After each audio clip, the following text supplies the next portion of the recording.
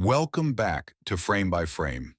Today we're diving into one of the most intense, thought-provoking films of 2023, Oppenheimer, directed by the brilliant Christopher Nolan. Known for bending time, space, and reality in films like Inception and Interstellar, Nolan this time takes us on a gripping journey through history, focusing on the life of J. Robert Oppenheimer, the man who created the atomic bomb. Strap in, because this is a story that will shake you to your core. By the end of this, you'll understand why Oppenheimer is not just a movie, but a deeply unsettling exploration of power, science, and the burden of genius. Our story begins with a young, ambitious Oppenheimer, played masterfully by Cillian Murphy. From the very first scene, you can sense something special about him. He's a brilliant, almost obsessive mind, fascinated by the mysteries of the universe. We meet him during his early academic years, studying quantum mechanics and theoretical physics in Europe at some of the most prestigious institutions, Cambridge and Göttingen. Nolan immediately gives us a sense of Oppenheimer's restless energy. He's not just a typical student, he's driven, haunted by thoughts of the unseen forces that govern our reality. But here's where it gets interesting. This isn't just a tale of scientific discovery. Oppenheimer's journey is set against the growing darkness of the 1930s. The world is on the brink of war, and the stakes are becoming unbearably high. We see the rise of fascism across Europe, and whispers of new weapons of war begin to circulate. As Oppenheimer dives deeper into his research, the world around him teeters on the edge of chaos. Nolan does an incredible job of creating this sense of looming dread, as if Oppenheimer's personal discoveries are somehow tied to the larger fate of the world. Soon, Oppenheimer's brilliance catches the attention of the U.S. government. They need him.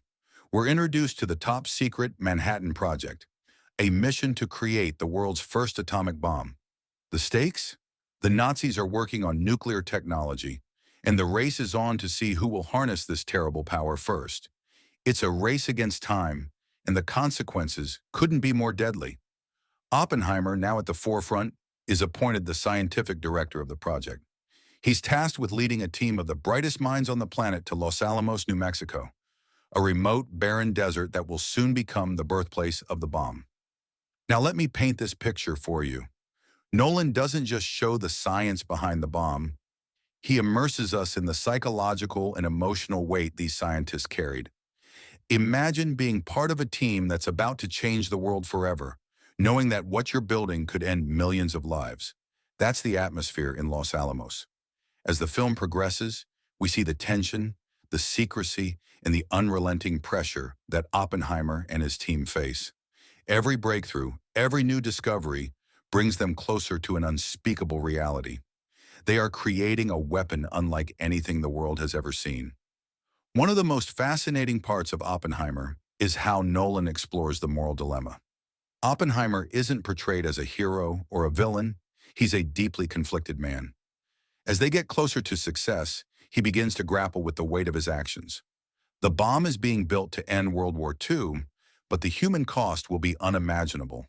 You can feel the growing tension within Oppenheimer as he tries to justify his work, knowing that the bomb's destructive power could wipe entire cities off the map. Nolan brilliantly weaves this internal struggle into the story, creating a character who is as haunted by his conscience as he is driven by his genius. The climax of the movie is, of course, the Trinity test, the moment when the first atomic bomb is detonated in the New Mexico desert on July 16, 1945. This scene is beyond breathtaking. Imagine it.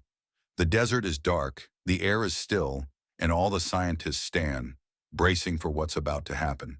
The countdown begins, tension building with each second, and then the bomb explodes. But here's the genius of Nolan's direction. Instead of giving us a loud, chaotic blast, the film plunges into an eerie silence. The screen fills with the blinding light of the explosion, and you feel the immense power of the bomb, both its beauty and its horror. It's a moment of awe, and yet you're left feeling hollow. The world has just changed forever, and there's no going back. But the story doesn't end with the successful test. The real tragedy of Oppenheimer lies in what comes after. As the bombs are dropped on Hiroshima and Nagasaki, killing hundreds of thousands of people, we see the toll it takes on Oppenheimer. The man who once believed his work could end the war is now filled with guilt and remorse. He utters the chilling words, "Now I am become death, the destroyer of worlds." These words, taken from the Bhagavad Gita, encapsulate the devastating realization that Oppenheimer has become the harbinger of humanity's most deadly weapon. Nolan doesn't stop at the bomb's creation.